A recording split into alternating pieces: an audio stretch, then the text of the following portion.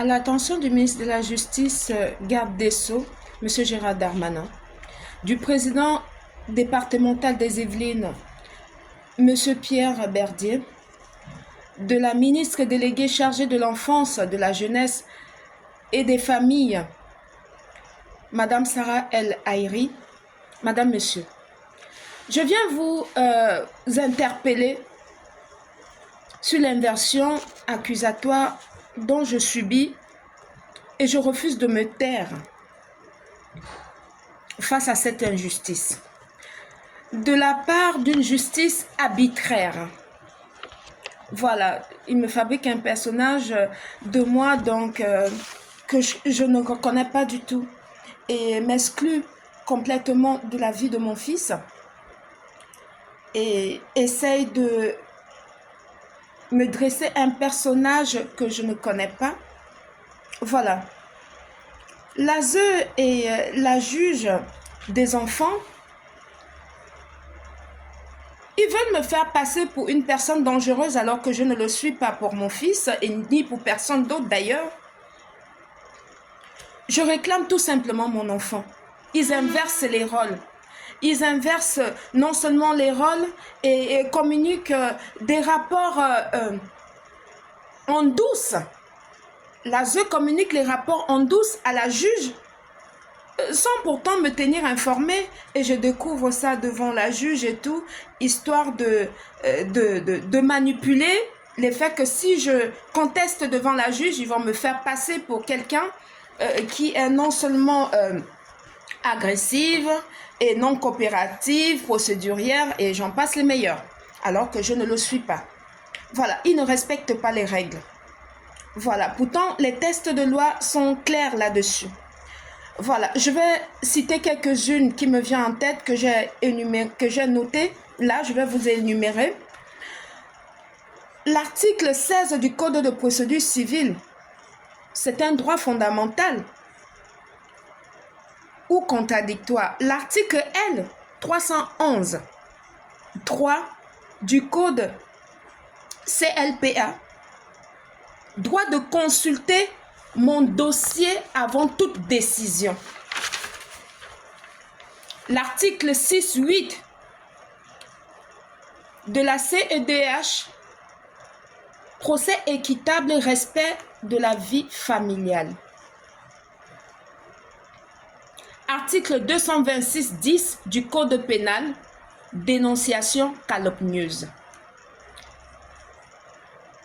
L'article 10 de la CEDH, liberté d'expression, y compris la communication, que ce soit sur les réseaux sociaux ou bien alerter la presse.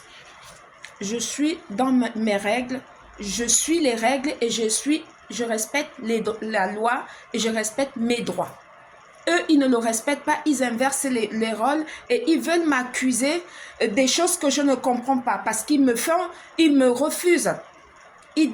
Autant pour moi, elle décide que je ne puisse pas voir mon fils, que je n'écris plus à mon fils, que je n'envoie plus les affaires à mon fils, même de voir mon fils, je ne le vois pas, sans motif vraiment avéré.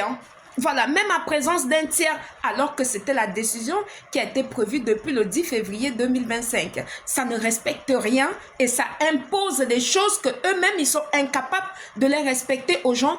Tout se passe dans la provocation, dans les taquines, voilà, des choses tellement d'une petitesse qui est vraiment hors norme pour moi et je me dois de le dénoncer parce que je ne peux pas me taire face à cette manière de faire.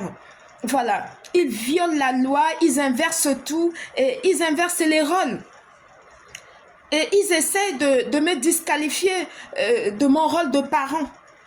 Alors que c'est faux. C'est eux qui masquent la vérité. C'est eux qui...